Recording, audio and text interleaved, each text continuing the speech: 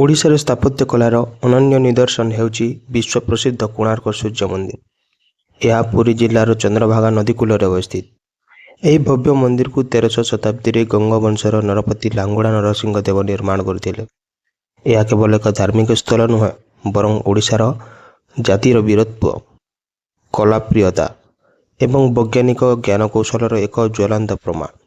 ଏହାର କାରୁକାର୍ଯ୍ୟ ଏତେ ସୁନ୍ଦର ଯେ ଏହାକୁ ଦେଖିବା ପାଇଁ ସାରା ବିଶ୍ୱରୁ ପର୍ଯ୍ୟଟକମାନେ ଛୁଟି ଆସନ୍ତି। କୋଣାର୍କ ମନ୍ଦିରକୁ ଏକ ବିଶାଳ ରଥ ଆକାରରେ ନିର୍ମାଣ କରାଯାଇଛି। ଏହି ରଥରେ 7ଟି ବଳିଷ୍ଠ ଘୋଡ଼ା ସଂଯୁକ୍ତ ହୋଇଛି, ଯାହା ସପ୍ତାହର 7 ଦିନର ପ୍ରତୀକ ବୋଲି ବିଶ୍ୱାସ କରାଯାଏ। ମନ୍ଦିରର ଦୁଇ ପାର୍ଶ୍ୱରେ 24ଟି ଚକ ଖୋଦିତ ହୋଇଛି, ଯାହା ବର୍ଷକର 24ଟି ପକ୍ଷକୁ ସୂଚାଇଥାଏ। ଏହି ଚକଗୁଡ଼ିକର କାରୁକାର୍ଯ୍ୟ ଏତେ ସୂକ୍ଷ୍ମ ଯେ ଏହା ଦର୍ଶକଙ୍କୁ ବିସ୍ମିତ କରିଦିଏ। ଭଗବାନ ସୂର୍ଯ୍ୟ ନିଜେ ଏହି ରଥରେ ବିରାଜମାନ ହୋଇ ଆକାଶର ମାର୍ଗରେ ଭ୍ରମଣ କରୁଥିବା ଭଳି ଏହା ପ୍ରତୀୟମାନ ହୁଏ। କୋଣାର୍କ ମନ୍ଦିରର ଚକଗୁଡ଼ିକ କେବଳ କଳାକୃତି ନୁହେଁ, ଏହା ମଧ୍ୟ ଏକ ପ୍ରାକୃତିକ ଘଡ଼ି ଭାବରେ କାର୍ଯ୍ୟ କରେ।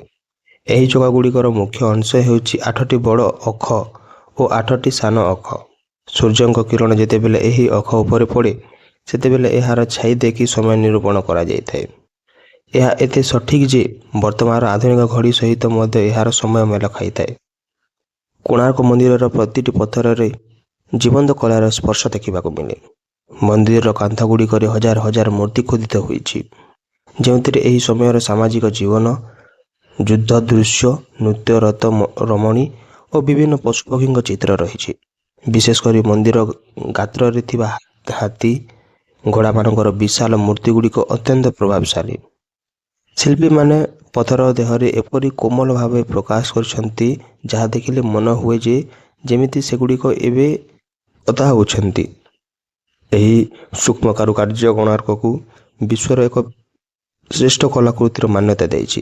କୋଣାର୍କ ମନ୍ଦିରର ଅନ୍ୟତମ ଆକର୍ଷଣ ହେଉଛି ଏହାର ବିଶାଳ ନବଗ୍ରହ ପଥର। ଏହି ଏକକ ଶିଳାଖଣ୍ଡରେ 9ଟି ଗ୍ରହର ପ୍ରତିମା ଅତି ସୁନ୍ଦର ଭାବରେ ଖୋଦିତ ହୋଇଛି।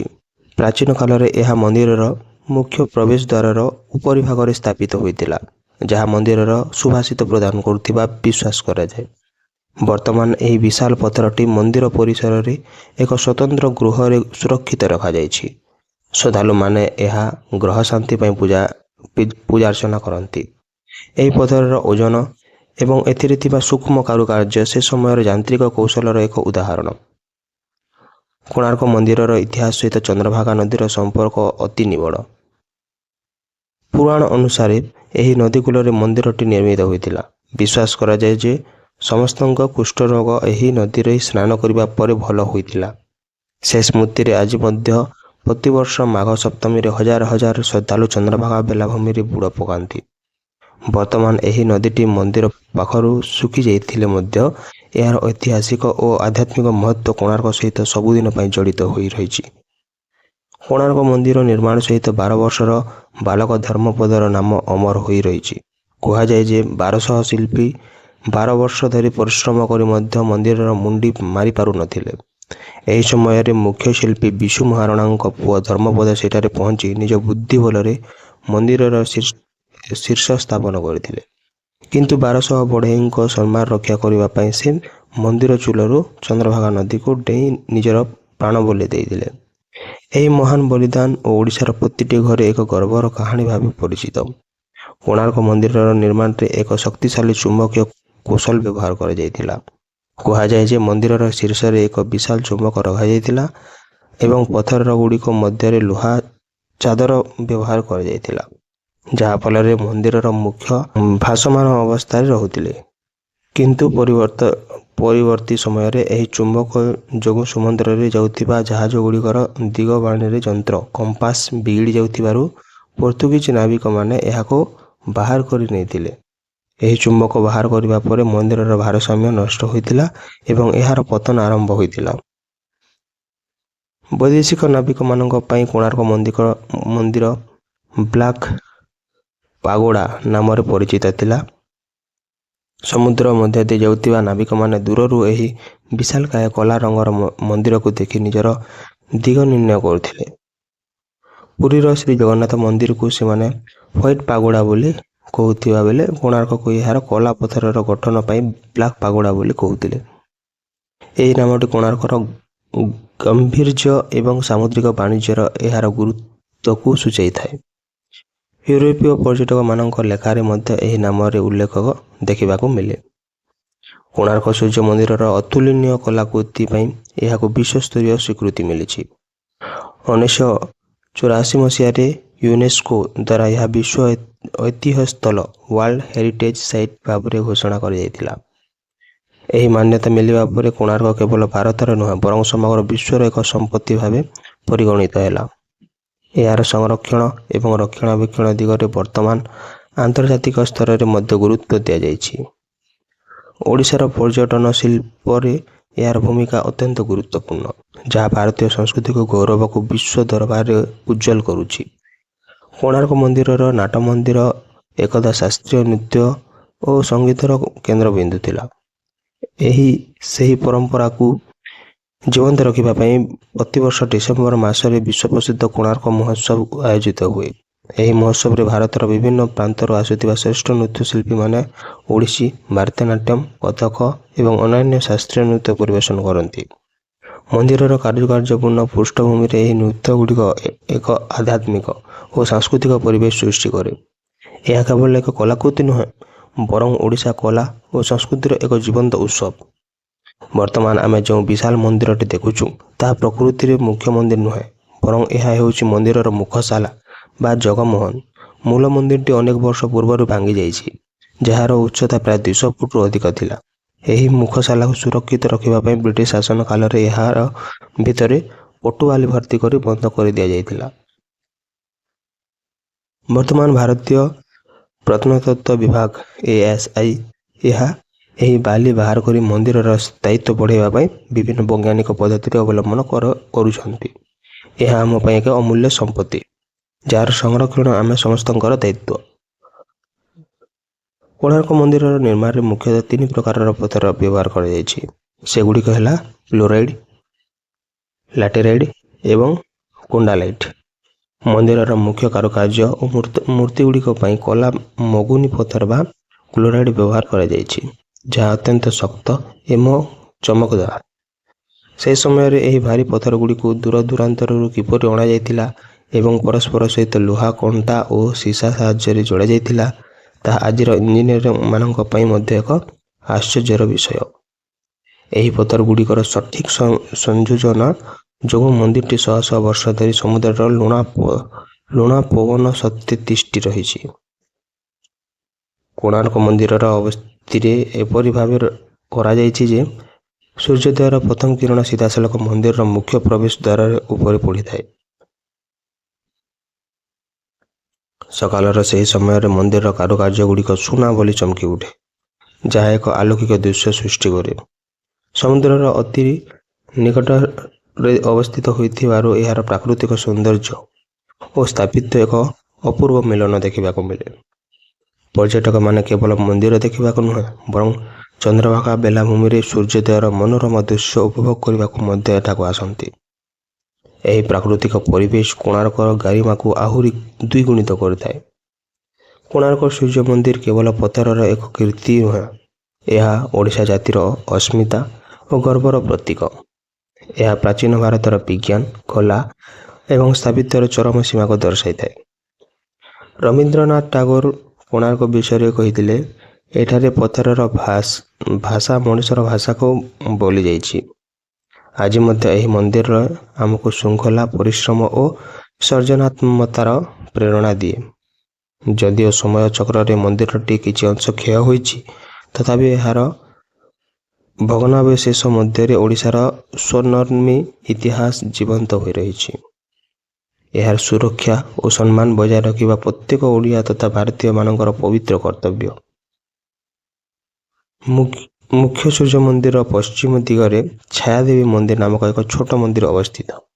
ବିଶ୍ୱାସ କରାଯାଏ ଯେ ଛାୟାଦେବୀ ହେଉଛନ୍ତି ଭଗବାନ ସୂର୍ଯ୍ୟଙ୍କର ପତ୍ନୀ ଏବଂ ଏହି ମନ୍ଦିରଟି ତାଙ୍କ ଉଦ୍ଦେଶ୍ୟରେ ସମର୍ପିତ। ଯଦିଓ ଏହି ମନ୍ଦିରଟି ମୁଖ୍ୟ ମନ୍ଦିର ତୁଳନାରେ ଆକାରରେ ଛୋଟ, କିନ୍ତୁ ଏହାର କାରୁକାର୍ଯ୍ୟ ମଧ୍ୟ ଅତ୍ୟନ୍ତ ସୁନ୍ଦର। ଏହି ପରିସର ମଧ୍ୟରେ ଥିବା ରନ୍ଧନଶାଳା ଓ ବଳିପୀଠ ସେ ସମୟର ମନ୍ଦିର ପରିଚାଳନା ଓ ରୀତିନୀତିରେ ସୂଚନା ଦିଏ। ଏହି କ୍ଷୁଦ୍ର ମନ୍ଦିର ଗୁଡ଼ିକ କୋଣାର୍କର ସାମଗ୍ରିକ ସ୍ଥାପତ୍ୟକୁ ପୂର୍ଣ୍ଣତା ପ୍ରଦାନ କରିଛନ୍ତି ଏବଂ ପର୍ଯ୍ୟଟକଙ୍କୁ ପ୍ରାଚୀନ ଓଡ଼ିଶାର ଧାର୍ମିକ ପରମ୍ପରା ସହ ପରିଚିତ କରାନ୍ତି। କୋଣାର୍କର ସ୍ଥାପତ୍ୟ କେବଳ ଇତିହାସରେ ନୁହେଁ, ଏହା ଆଧୁନିକ ଓଡ଼ିଶାର ସାଂସ୍କୃତିକ ପରିଚୟ ସହିତ ଉତ୍ପୃତ ଭାବେ ଜଡ଼ିତ। ଆମେ ରାଜ୍ୟରେ ଅନେକ ସରକାରୀ ପ୍ରତୀକ, ପୁରସ୍କାର ଏବଂ ଏପରିକି ଭାରତୀୟ ମୁଦ୍ରା, 10 ଟଙ୍କିଆ ନୋଟ୍ ଉପରେ କୋଣାର୍କ ଚକର ଚିତ୍ର ସ୍ଥାନ ପାଇଛି। ଏହା ଦର୍ଶାଏ ଯେ ଶହ ଶହ ବର୍ଷ ପରେ ମଧ୍ୟ ଏହି ମନ୍ଦିରର କଲା ଓ ଦର୍ଶନ ଆମ ସମାଜରେ ଜୀବନ୍ତ ରହିଛି। ଶିଳ୍ପୀମାନଙ୍କର ସେହି ଅଦମ୍ୟ ସାହସ ଓ କଲା ପ୍ରତିମା ନିଷ୍ଠା ଆଜିର ଯୁବପିଢ଼ିମାନଙ୍କ ପାଇଁ ଏକ ବଡ଼ ପ୍ରେରଣା। କୋଣାର୍କ କେବଳ ଏକ ପର୍ଯ୍ୟଟନସ୍ଥଳୀ ନୁହେଁ, ବରଂ ଏହା ଓଡ଼ିଶାର ଅସ୍ମିତାର ଏକ ଜ୍ୱଳନ୍ତ ମଶାଲ। କୋଣାର୍କ ମନ୍ଦିରର ଚାରିପଟେ ଥିବା ପ୍ରାକୃତିକ ପରିବେଶ ଏବଂ ଝାଉଁବଣ ଏହାର ସୌନ୍ଦର୍ଯ୍ୟକୁ ଆହୁରି ବଢ଼ାଇଥାଏ। ମନ୍ଦିରଟି ସମୁଦ୍ରର ଅତି ନିକଟରେ ଥିବାରୁ ଏହା ସବୁବେଳେ ଲୁଣା ପବନ ଏବଂ ପ୍ରାକୃତିକ ବିପର୍ଯ୍ୟୟର ସମ୍ମୁଖୀନ ହୋଇ ଆସୁଛି। ସେଥିପାଇଁ ସରକାର ଏବଂ ପରିବେଶବିତ୍ମାନେ ଏହି ଅଞ୍ଚଳରେ ଅଧିକରୁ ଅଧିକ ବୃକ୍ଷରୋପଣ ଉପରେ ଗୁରୁତ୍ୱ ଦେଉଛନ୍ତି, ଯାହାଫଳରେ ମନ୍ଦିରଟି ପ୍ରଖର ପବନରୁ ସୁରକ୍ଷିତ ରହିପାରିବ। ପର୍ଯ୍ୟଟକମାନେ ଏଠାକୁ ଆସିବା ସମୟରେ କେବଳ ଇତିହାସ ନୁହେଁ, ବରଂ ଏଠାକାର ଶାନ୍ତ ଏବଂ ସବୁଜ ପରିବେଶର ମଧ୍ୟ ଆନନ୍ଦ ନିଅନ୍ତି। ଏହି ପରିବେଶର ସନ୍ତୁଳନ ରକ୍ଷା କରିବା କୋଣାର୍କର ଦୀର୍ଘାୟୁ ପାଇଁ ଅତ୍ୟନ୍ତ ଆବଶ୍ୟକ। କୋଣାର୍କ ମନ୍ଦିରର ଗଠନ କେବଳ ଧାର୍ମିକ ନୁହେଁ, ବରଂ ଏହା ପ୍ରାଚୀନ ଭାରତୀୟ ବିଜ୍ଞାନର ଏକ ଜୀବନ୍ତ ଗବେଷଣାଗାର। ଏହି ମନ୍ଦିରର ପ୍ରତ୍ୟେକ କୋଣ ଓ ପଥରର ସଂଯୋଜନା ଏପରି ଭାବରେ କରାଯାଇଥିଲା ଯେ ଏହା ପୃଥିବୀର ଚୁମ୍ବକୀୟ ଶକ୍ତିକୁ ନିୟନ୍ତ୍ରଣ କରିପାରୁଥିଲା। ମନ୍ଦିରର ମୁଖ୍ୟ ବିଗ୍ରହଙ୍କୁ ସ୍ଥାପିତ କରିବା ପାଇଁ ଯେଉଁ ସୂକ୍ଷ୍ମ ଗଣିତ ବ୍ୟବହାର କରାଯାଇଥିଲା, ତାହା ଆଜିର ଆଧୁନିକ ସ୍ଥାପତ୍ୟ ବିଜ୍ଞାନ ପାଇଁ ମଧ୍ୟ ଏକ ବିରାଟ ପ୍ରଶ୍ନବାଚୀ।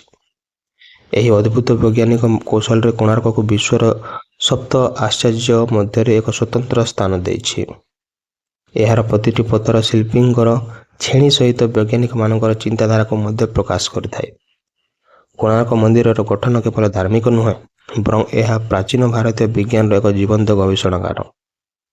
ଏହି ମନ୍ଦିରର ପ୍ରତ୍ୟେକ କୋଣ ଏବଂ ପଥରର ସଂଯୋଜନା ଏପରି ଭାବରେ କରାଯାଇଥିଲା ଯେ ଏହା ପୃଥିବୀର ଚୁମ୍ବକୀୟ ଶକ୍ତିକୁ ନିୟନ୍ତ୍ରଣ କରିପାରୁଥିଲା। ମନ୍ଦିରର ମୁଖ୍ୟ ବିଗ୍ରହଙ୍କୁ ସ୍ଥାପିତ କରିବା ପାଇଁ ଯେଉଁ ସୂକ୍ଷ୍ମ ଗଣିତ ବ୍ୟବହାର କରାଯାଇଥିଲା, ତାହା ଆଜିର ଆଧୁନିକ ସ୍ଥାପତ୍ୟ ବିଜ୍ଞାନ ପାଇଁ ମଧ୍ୟ ଏକ ବିରାଟ ପ୍ରଶ୍ନବାଚୀ। ଏହି ଅଦ୍ଭୁତ ବୈଜ୍ଞାନିକ ଜ୍ଞାନକୌଶଳ କୋଣାର୍କକୁ ବିଶ୍ୱର ସପ୍ତ ଆଶ୍ଚର୍ଯ୍ୟ ମଧ୍ୟରେ ଏକ ସ୍ୱତନ୍ତ୍ର ସ୍ଥାନ ଦେଇଛି। ଏହାର ପ୍ରତିଟି ପଥର ଶିଳ୍ପୀଙ୍କର ଛେଣି ସହିତ ବୈଜ୍ଞାନିକମାନଙ୍କର ଚିନ୍ତାଧାରାକୁ ମଧ୍ୟ ପ୍ରକାଶ କରିଥାଏ। ସୂର୍ଯ୍ୟ ମନ୍ଦିର କେବଳ ପଥରର ଏକ କୀର୍ତ୍ତି ନୁହେଁ, ଏହା ଓଡ଼ିଶାର ଜାତିର ସ୍ୱାଭିମାନ ଓ ବୀରତ୍ୱର ଏକ ଅମର ଗାଥା। 1200 ବଢ଼େଇଙ୍କର ପରିଶ୍ରମ ଏବଂ ଧର୍ମପଦର ମହାନ ବଳିଦାନ ଆଜି ବି ଏହି ମନ୍ଦିରର ପ୍ରତିଟି ଧୂଳିକଣାରେ ଜୀବନ୍ତ ହୋଇ ରହିଛି। ଯଦିଓ ସମୟର କ୍ରମରେ ଏହି ମନ୍ଦିରଟି କିଛି ଅଂଶ ଭଗ୍ନ ହୋଇଯାଇଛି, ତଥାପି ଏହା ଅବଶିଷ୍ଟାଂଶ ମଧ୍ୟରେ ଥିବା ସୂକ୍ଷ୍ମ କାରୁକାର୍ଯ୍ୟ ବିଶ୍ୱବାସୀଙ୍କୁ ଚକିତ କରୁଛି। ଆମେ ଓଡ଼ିଶା ଭାବରେ ଏହି ମହାନ ସ୍ଥାପତ୍ୟର ଉତ୍ତରାଧିକାରୀ ହୋଇଥିବାରୁ ନିଜ ଗର୍ବିତ ମନେ କରିବା ଉଚିତ। କୋଣାର୍କ କେବଳ ଅତୀତର ଏକ ସ୍ମୃତି ନୁହେଁ, ବରଂ ଏହା ଆଗାମୀ ପିଢ଼ି ପାଇଁ କଲା, ବିଜ୍ଞାନ ଏବଂ ସଂସ୍କୃତିର ଏକ ଅକ୍ଷୟ ପ୍ରେରଣାର ଉତ୍ସ। କୋଣାର୍କ ମନ୍ଦିରର ନିମ୍ନ ଭାଗରେ ଏବଂ ପାର୍ଶ୍ୱ କାନ୍ଥଗୁଡ଼ିକରେ ହଜାର ହଜାର ହାତୀ, ଘୋଡ଼ା ଏବଂ ଅନ୍ୟାନ୍ୟ ପଶୁପକ୍ଷୀଙ୍କ ମୂର୍ତ୍ତି ଅତି ସୁନ୍ଦର ଭାବରେ ଖୋଦିତ ହୋଇଛି। ଏହି ମୂର୍ତ୍ତିଗୁଡ଼ିକ କେବଳ ସଜାବଟ ପାଇଁ ନୁହେଁ, ବରଂ ଶକ୍ତି, ଧୈର୍ଯ୍ୟ ଏବଂ ଶୃଙ୍ଖଳାର ପ୍ରତୀକ ଭାବରେ ସ୍ଥାପନ କରାଯାଇଛି। ବିଶେଷ କରି ମନ୍ଦିରର 2 ପ୍ରବେଶ ଦ୍ୱାର ପାଖରେ ଥିବା ବିଶାଳକାୟ ସିଂହ ଓ ହାତୀର ଯୁଗଳ ମୂର୍ତ୍ତି ଦର୍ଶକଙ୍କୁ ମନ୍ତ୍ରମୁଗ୍ଧ କରିଥାଏ। ଏହି କଳାକୃତିଗୁଡ଼ିକ ସେ ସମୟରେ ଶିଳ୍ପୀମାନଙ୍କର ପ୍ରକୃତି ଓ ପ୍ରାଣୀ ଜଗତରେ ଥିବା ଗଭୀର ନିରୀକ୍ଷଣ ଏବଂ ସମ୍ମାନକୁ ପ୍ରକାଶ କରେ। ପଥର ଦେହରେ ଏହି ପଶୁପକ୍ଷୀମାନଙ୍କର ମାଂସପେଶୀ ଏବଂ ହାବଭାବକୁ ଏତେ ନିଖୁଣ ଭାବରେ ଦର୍ଶାଯାଇଛି ଯେ ତାହା ଦେଖିଲେ ବି ବିଶ୍ୱର ବଡ଼ ବଡ଼ କଳାକାରମାନେ ଆଶ୍ଚର୍ଯ୍ୟ ହୁଅନ୍ତି।